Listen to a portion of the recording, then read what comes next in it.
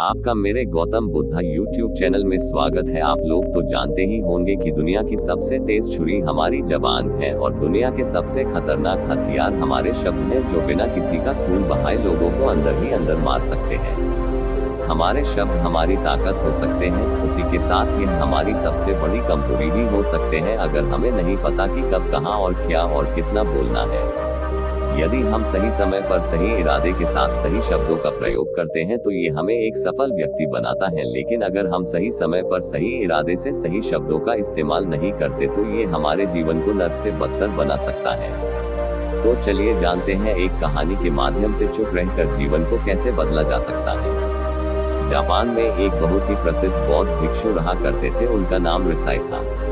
रिसाई अकेले रहते थे। दुनिया के शोर शराबे से दूर जंगल में वो रहते थे और वह बड़े ही ध्यानी और प्रभु भक्त व्यक्ति थे, इसलिए वह पूरे जापान में बहुत प्रसिद्ध थे। एक दिन एक राजकुमार रिसाई के पास आया और बोला, हे प्रभु, मैं हमेशा थका हुआ, निराश और परेशान महसूस करता हूँ। मेरा मन बहुत अशांत रहता है। हालांकि मेरे पास सब कुछ है, दौलत, शोहरत, सुख, सुविधाएं जो हर व्यक्ति चाहता है या पाने की चाहत करता है, लेकिन फिर भी मेरे अंदर इतनी अशांति और चिंता क्यों है। रिसाई ने उसकी बात बहुत ही ध्यान सुनी और कुछ सोचने के बाद कहा, तुम इस प्रश्न का उत्तर जानते हो, बस तुमने कभी इस प्रश्न को हल करने की कोशिश नहीं की है। रिसाई ने आगे कहा, मैं एक खोज करना चाहता हूँ, क्या तुम मेरा साथ उसमें दोगे? इस खोज के बाद तुम्हारे जीवन में किसी भी तरह की अशांति और चिंता नहीं रहेगी। ये बात सुनकर राजकुमार बहुत खुश हुआ। उसने रिसाई से कहा, बताइए मुझे क्या करना होगा अपने मन की शांति के लिए, मैं कुछ भी करने को तैयार हूँ। राजकुमार की बात सुनकर रिसाई ने कहा, तो फिर अगले 15 दिन तक मेरे आश्रम में रहोगे और एक सामान्य व्यक्ति की तरह अपना जीवन व्यक्तित्व करोगे, और इन 15 दिनों में तुम अकेले और चुपचाप रहोगे, जितना हो सके कम बोलोगे। राजकुमार सहमत हो गया। पहले दिन राजकुमार को लगा कि उसका मन सामान्य से अधिक अशांत और विचलित है। उसके मन में तरह तरह के विचार आ रहे थे और वह आम लोगों की तरह जीवन जीने में असहज महसूस कर रहा था और उसे अंदर से बोलने की चाहत हो रही थी, लेकिन वह चुपचाप रहा। उसके मुंह से एक शब्द भी नहीं निकला। अगले दिन वह वैसे ही पूरा दिन चुपचाप बैठा रहा। अगले 2-3 दिन बस वह चुपचाप बैठे रहता, लेकिन रात होते होते उसे अंदर ही अंदर शांति का अनुभव होने लगा। उसके लिए यह अनुभव अजीब था।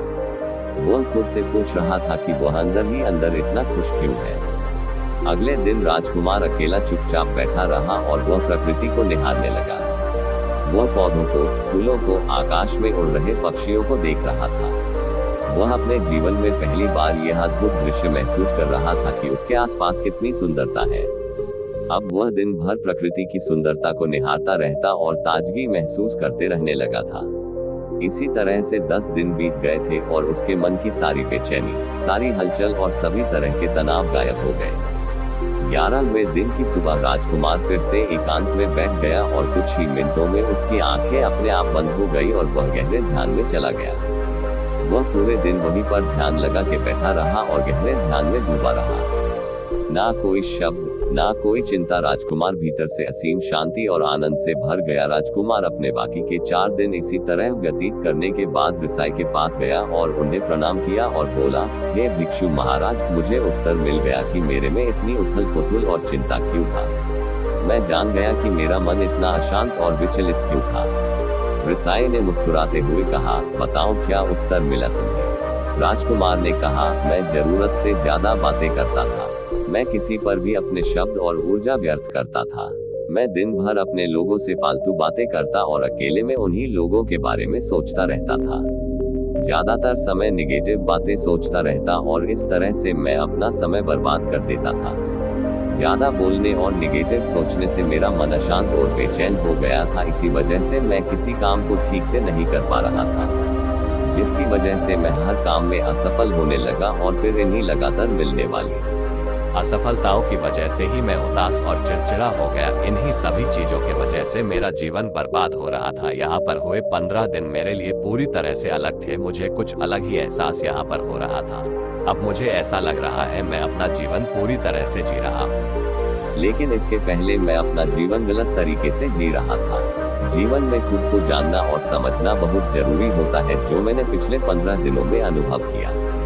राजकुमार की सारी बातें सुनने के बाद रिसाई ने कहा, सिर्फ तुम ही नहीं, दुनिया में ज्यादातर लोग जरूरत से अधिक बोलते हैं। आज भी लोग ज्यादातर समय केवल दूसरों को नीचा दिखाने के लिए ही बर्बाद करते हैं। रिसाई ने राजकुमार को चुप रहने का महत्व समझाते हुए कहा, एक बार गौतम बुद्ध से उनके एक शिष्य ने पूछा, आप ज्यादातर चुप क्यों रहते हैं? तब बुद्ध उन्हें चुप रहने के फायदे को समझाते हैं।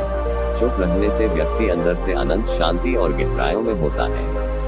मौन अपने भीतर उतरने की पहली सीढ़ी है। मौन के बिना खुद को जानना असंभव है। खुद को जानने और समझने का पहला नियम है, मौन हो जाओ। कम बोलने का कोई भी नुकसान नहीं है, लेकिन यदि आप ज्यादा बोलते हैं तो आप अधिक गलतियां करते हैं। अगर व्यक्ति कम बोलना शुरू कर दे तो संसार की 90% मुसीबतें अपने आप खत्म हो जाएंगी। जिसने मौन रहने की कला जान ली, वो भीड़ में भी अकेले रहने कला जान लेता है। एकांत में तो आदमी आनंदित रहता है, दूसरों की उपस्थिति ही तो बेचैनी पैदा करती है। चुप रहने की शक्ति से अधिकतर ऊर्जा को बचा लोगे। इस कहानी से हमें ये सीखने को मिलता है कि चुप रहने में भी एक अद्भुत शक्ति होती है। अगर हम सही समय पर सही शब्दों का प्रयोग करते हैं तो हम अपने जीवन को सकारात्मक दिशा में बदल सकते हैं। चुप रहने से हम अपने आत्मा की गहराइयों में जा सकते हैं और अंदर से शांति का अनुभव कर सकते हैं। इससे हम अपने विचारों और भावनाओं को साफ करके अपने जीवन को सकारात्मक बना सकते हैं। चुप रहने की कला हमें सीखनी चाहिए ताकि हम अपने शब्दों का सही इस्तेमाल करके अपने और दूसरों के जीवन को सुधार सकें। उम्मीद करते हैं आपको हमारी मोटिवेशनल स्टोरी चुप रहने का महत्व पसंद आई होगी। और ऐसे ही वीडियो देखने के लिए चैनल को सब्सक्राइब और वीडियो को लाइक जरूर करें। तब तक के लिए मिलते हैं अगले वीडियो में।